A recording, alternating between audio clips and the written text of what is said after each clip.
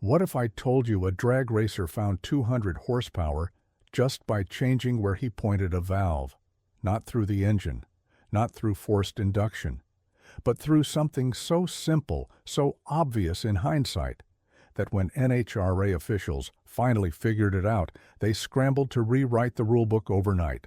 Picture this. It's 1978 at Orange County International Raceway. The staging lanes are thick with nitrous vapor as pro stock racers purge their systems before the green light. Standard procedure: blast the nitrous into the air to clear the lines, make sure the solenoids are working. Everyone does it. Except Bob Glidden isn't pointing his purge tubes at the sky.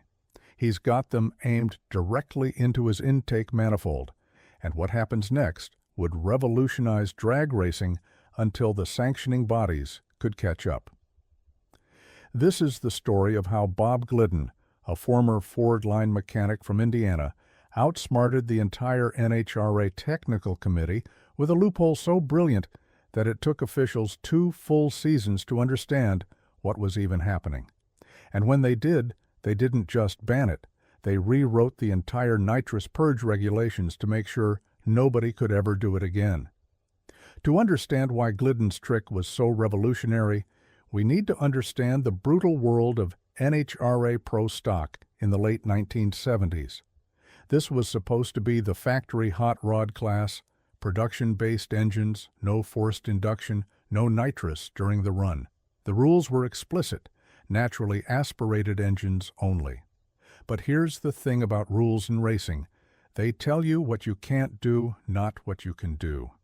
And Bob Glidden was a master at reading between the lines.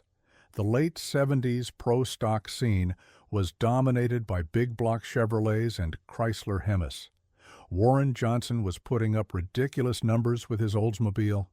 Grumpy Jenkins had his Vegas churning out consistent 8.90s. These guys had factory backing, engineering teams, unlimited budgets. Glidden? He was working out of a 2-car garage in Whiteland, Indiana, building his own engines, doing his own chassis work, and somehow beating factory teams with 1/10 of their resources. Pro stock in 1978 meant you were working with about 500 cubic inches, compression ratios pushing 14.1, and if you were lucky, maybe 800 horsepower on a good day.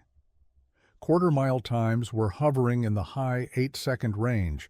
The difference between winning and losing was often less than 1/100th of a second. At those margins, 10 horsepower could mean the difference between a trophy and going home empty-handed. Now imagine finding 200. Here's where Glidden's genius comes in. Every pro stock car running nitrous, and despite the rules, many were using it for testing and grudge racing, had to purge their systems before a run. Nitrous oxide systems build up vapor pressure in the lines when they sit. That vapor has to go somewhere before you hit the button, or you get a lazy, sputtering hit of nitrous instead of a clean. Instant power surge.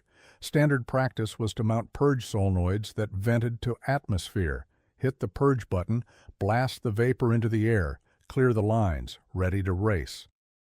But Glidden asked a different question. What if that super cold nitrous vapor didn't have to be wasted? See, nitrous oxide comes out of the bottle at about 127 degrees Fahrenheit at atmospheric pressure. That's cold enough to cause instant frostbite, cold enough to make metal brittle, and most importantly, cold enough to dramatically increase air density. The physics here are beautiful in their simplicity. The ideal gas law tells us that as temperature drops, density increases. Cooler air means more oxygen molecules in the same volume. More oxygen means you can burn more fuel. More fuel means more power. Every racer knows this. It's why cars run faster on cold nights. It's why intercoolers exist on turbocharged engines. But nobody had thought to use nitrous purge as a chemical intercooler. Glidden's system was elegantly simple. Instead of purge solenoids venting to atmosphere, he plumbed them directly into his tunnel ram intake manifold. The purge lines entered just below the carburetors, positioned to create maximum turbulence and mixing. When he hit the purge button in the staging lanes, That 127-degree nitrous vapor would flood the intake manifold, dropping the temperature of the aluminum intake and the air inside by up to 60 degrees Fahrenheit in less than 3 seconds. Think about that for a moment. 60 degrees of temperature drop. In Pro Stock, where racers would sell their souls for a 5-degree advantage, Glidden had found 60. The supercooled intake charge was so dense it was like running at sea level while everyone else was racing at 5,000 feet elevation. The cold aluminum intake manifold would maintain that temperature advantage for the first 3 to 4 seconds of the run, exactly when you need maximum power to get the car moving. But here's the really clever part. The nitrous itself never entered the engine during the run. By the time he staged and got the green light, the nitrous vapor had either been absorbed by the fuel or dissipated through the air cleaner.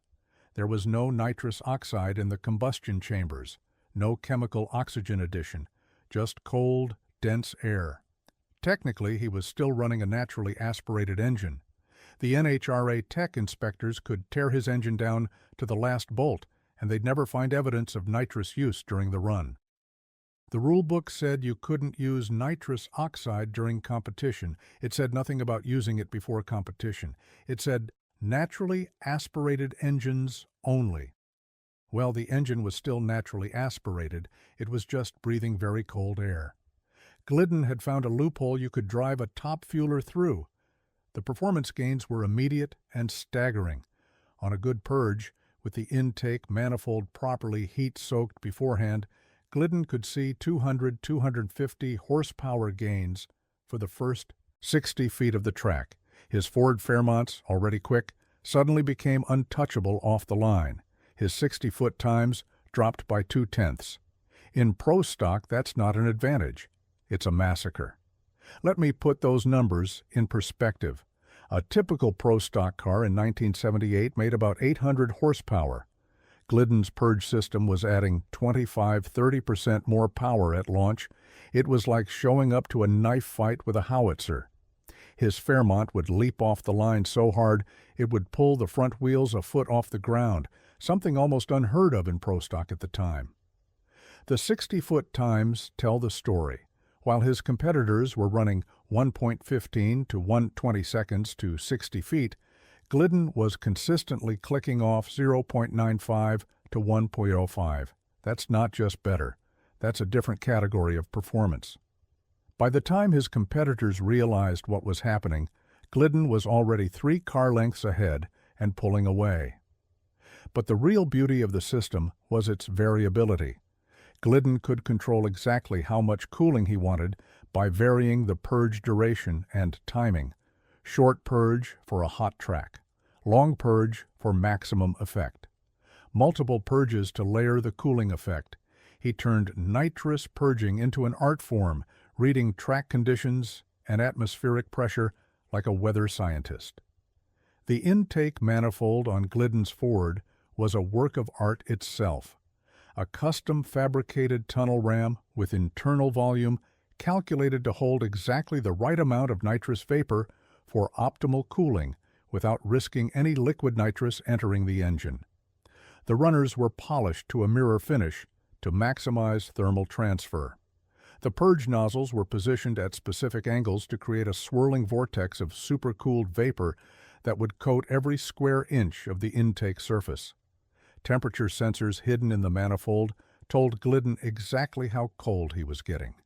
He kept detailed notes: outside air temperature, humidity, barometric pressure, purge duration, resulting intake temperature, and 60-foot times. It was like a NASA launch sequence, but for a 2,800-pound Ford Fairmont. The carburetor tuning had to be completely reworked. Cold air is denser, which means it needs more fuel to maintain the proper air-fuel ratio. Glidden developed special metering blocks with larger jets specifically for purged runs. He'd swap them in the staging lanes, hidden from view by his crew members. The carburetors themselves were modified with special float bowl vents to prevent the super cold vapor from causing fuel condensation. The psychological warfare was almost as effective as the performance advantage. Imagine pulling up next to Glidden in the staging lanes. You're doing your normal pre-race routine, checking gauges, warming the engine. Then you see Glidden hit his purge button, but instead of the usual blast of vapor shooting into the air, there's just a muffled whoosh, and his entire hood starts frosting over, ice crystals forming on the scoop, condensation dripping off the headers. You know something's different, but you can't figure out what. By the time you process what you're seeing, the tree's coming down, and Glidden's already gone. The competition was baffled. Warren Johnson later admitted he spent 6 months trying to figure out what Glidden was doing. "We knew he had something," Johnson said in a 1995 interview. "You don't just find 2/10 in 60 feet without something special. We thought he had some exotic fuel blend, maybe some additive we didn't know about. Never occurred to us he was using the purge as power." Grumpy Jenkins was convinced Glidden was running nitrous during the run. He filed multiple protests, demanding teardowns. NHRA tech inspectors went through Glidden's engines with microscopes. They checked for hidden solenoids, concealed nozzles, any evidence of nitrous use during competition. They found nothing. Because there was nothing to find, the nitrous was gone before the engine ever fired in anger. The 1978 season was a clinic in domination. Glidden won 8 of 12 national events. His Fairmont reset the Pro Stock performance standards, first into the 870s, then the 860s. At the U.S. Nationals in Indianapolis, the biggest race of the year, Glidden didn't just win, he obliterated the field by over a car length. His 863 at 158 mph was so far ahead of the competition that NHRA officials immediately impounded his car for a complete technical inspection. They tore that Fairmont down to the bare frame. Every component was measured, weighed, analyzed. Cylinder heads flowed on the bench, camshaft profiles mapped to the degree, fuel samples sent to laboratories. The inspection took 8 hours.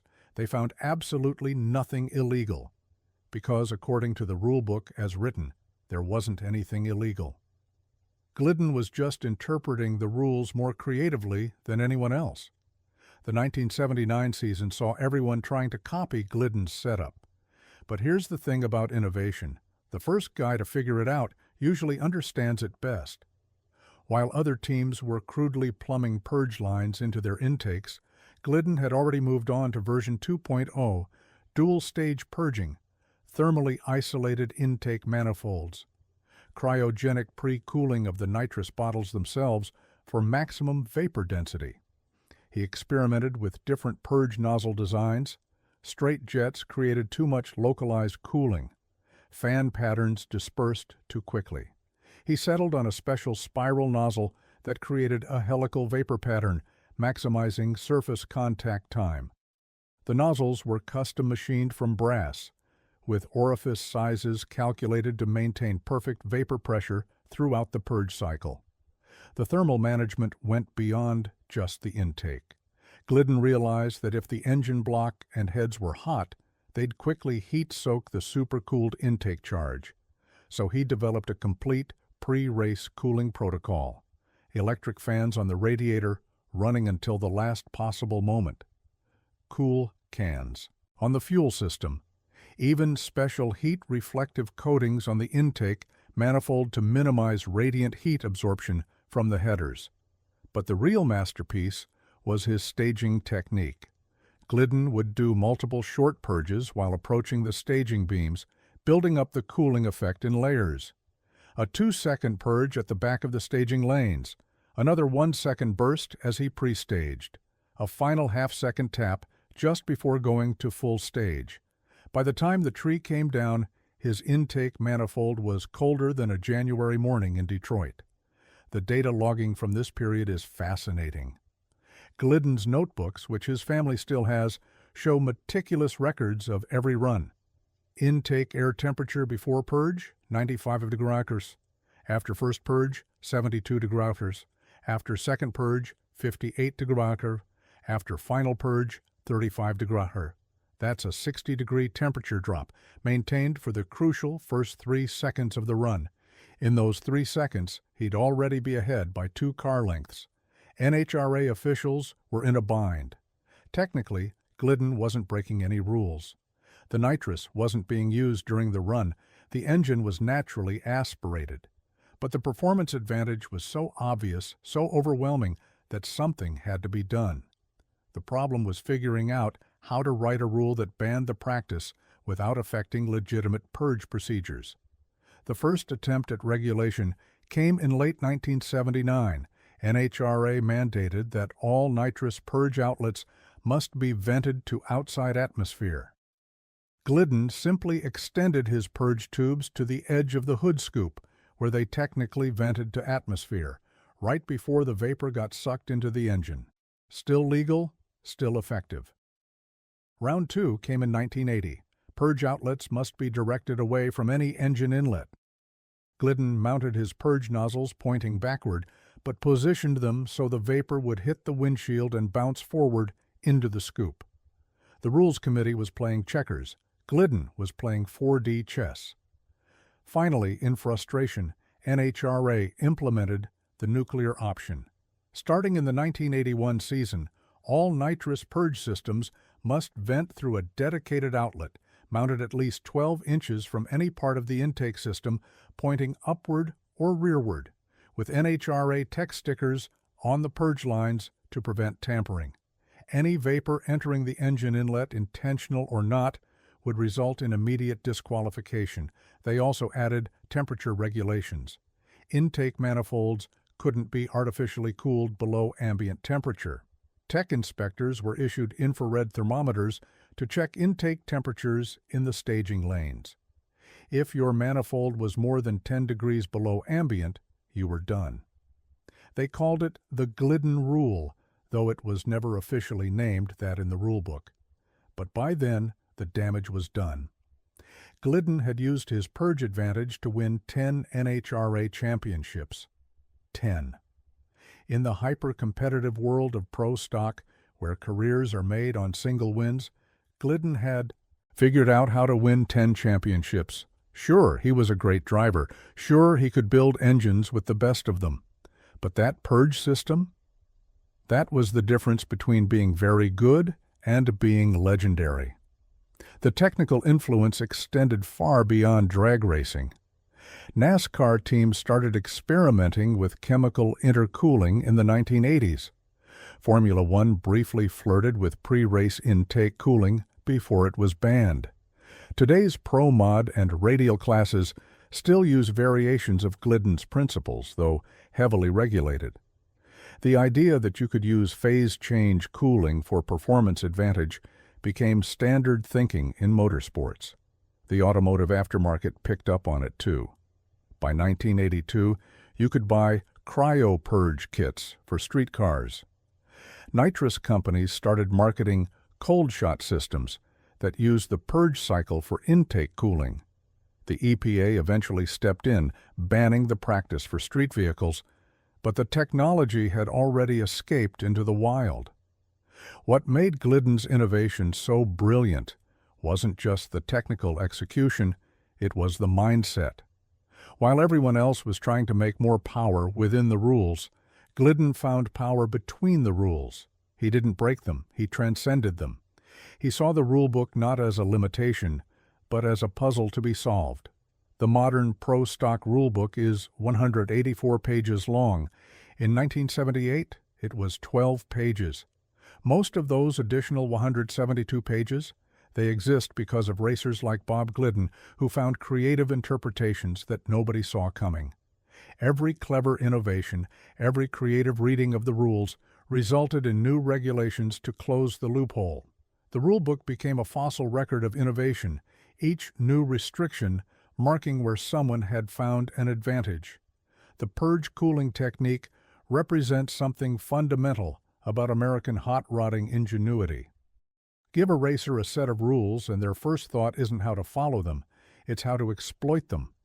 It's the same mentality that turned moonshiners into NASCAR champions, that transformed surplus airplane engines into land speed record holders, that built an entire industry on the principle of going faster than the other guy by any means the rulebook doesn't explicitly prohibit. Glidden passed away in 2017, but his influence on drag racing remains immeasurable. At his funeral, fellow racers talked about his innovations, his work ethic, his ability to see advantages where others saw limitations. Warren Johnson, his fiercest competitor, said, "Bob didn't just race cars, he reimagined what racing could be. That purge system, that was pure genius. I hated losing to it, but I respected the hell out of it." Today's Pro Stock cars make over 1,400 horsepower, run in the 640s at over 210 mph. They're technological marvels with computer-controlled fuel injection, data acquisition systems that record thousands of parameters, and aero packages developed in wind tunnels. But they all vent their nitrous purges straight up into the air, away from the intake, exactly as the rules require, because of Bob Glidden and his 127-degree loophole. The story of Glidden's nitrous purge innovation is more than just a tale of clever rule bending. It's about the relentless pursuit of performance, the refusal to accept conventional limitations, and the kind of creative thinking that drives all technological progress. In a sport measured in thousandths of seconds, Glidden found seconds. In a world of incremental gains, he found a quantum leap. Every time you see a Pro Stock car purging its nitrous system at the starting line, that cloud of vapor shooting harmlessly into the air represents a revolution that was regulated out of existence. Its wasted potential, mandated inefficiency, performance left on the table because one man figured out how to use it too well. That's the price of innovation in motorsports. If you find an advantage big enough, they'll make sure nobody can ever use it again. What's the most creative rule interpretation you've ever seen in motorsports? Drop a comment below and share your favorite story of racers outsmarting the rulebook. If you enjoyed this deep dive into drag racing innovation, make sure to subscribe. We're just getting started exploring the brilliant minds who push the boundaries of what's possible. Until next time, keep looking for those loopholes.